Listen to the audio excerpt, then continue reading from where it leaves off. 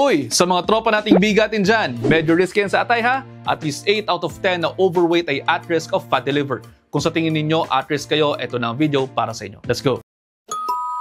Ang fatty liver ay isang sakit na kung maaagapan, pwede pang ma-reverse at pwede rin actually na ma-prevent sa pamamagitan ng weight management. Ang more common cause kasi ng fatty liver bukod sa pag-inom ng alcohol ay ang excessive calories. Yung sobrang kinakain natin, hindi yan lahat na pa-process ng ating katawan, kaya nagde-develop yung pagiging mataba o fatty ng atay. Walang sintomas ang fatty liver at sa mga lab tests at imaging lamang ito usually nalalaman. Kung hindi yan maagapan, imbis na ma-reverse, pwede yung humantong sa liver cirrhosis o yung nangyayari sa atay kapag sirang-sira na. Ang tanging solusyon dito sa liver cirrhosis ay liver transplant. Ayaw natin yan. Kaya again, healthy lifestyle ang kinakailangan. Sabi nga sa ilang mga pag-aaral tungkol sa fatty liver at obesity, ang pagpapababa ng timbang gamit ang pag-exercise at pagda-diet para maka-achieve ng kahit 7 to 10% ng weight loss ay pwedeng makapag-improve ng liver fat content. Kaya napakahalaga talaga ng pagpapapayat.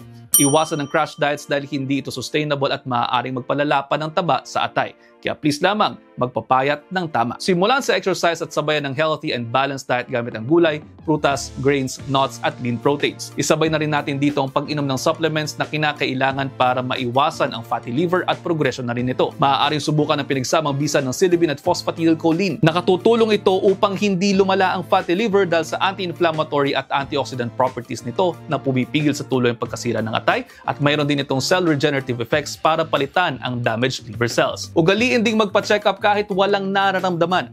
Kung may preventive maintenance ang mga sasakyan ninyo, dapat kayo rin bilang mga tao mayroon. At ayun, sabi ko nga sa inyo, ginagawa ko lamang ito dahil ayaw kong nagkakasakit kayo. Yun lang naman for now, i-digest nyo muna dahil ang gusto ko ay healthy kayong lahat. Ugaliing bantayan ang calories pati na rin ang inyong mga atay. See you ulit next episode. Ingat!